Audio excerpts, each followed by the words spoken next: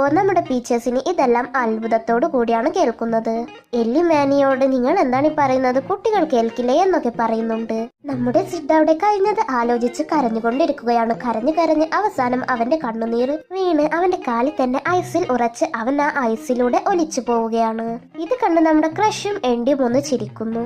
നമ്മുടെ സ്ക്യൂരൽ അന്വേഷിച്ച് ഒരു നെറ്റ് കണ്ടെത്തുകയാണ്. അതാണെങ്കിൽ ഒരു ഐസിൽ ഉറഞ്ഞിരിക്കുകയാണ്. പുള്ളിക്കാരൻ ഐസിൽ സ്ലിപ്പാകുന്നുണ്ട്. എന്നാലും നെറ്റ് മുഖ്യം ബിഗിലെ.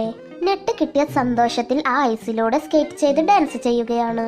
എന്ന ഡാൻസിനിടെ എപ്പോഴോ നെറ്റ് മാറി ഒരു എട്ടുകാലിയെ എടുത്ത് അതിന്റെ കയ്യിൽ നിന്ന് നല്ല അടിയും വാങ്ങിച്ചു വെക്കുന്നുണ്ട്. അവിടെ നമ്മുടെ സിഡ് ഇപ്പോഴും വിഷമത്തിലാണ്. അവിടേക്ക് വന്ന പീച്ചസ്, നിന്റെ വിഷമം മാറ്റാൻ നമുക്ക് സാൻഡയെ കാണാൻ പോയാലോ?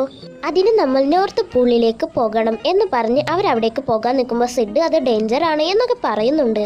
എന്നാലും നോർത്ത് ലൈറ്റ്സ് പിന്തുടർന്ന് എൻഡിയും ക്രഷും പീച്ചും സിഡും കൂടി സാൻഡയെ കാണാൻ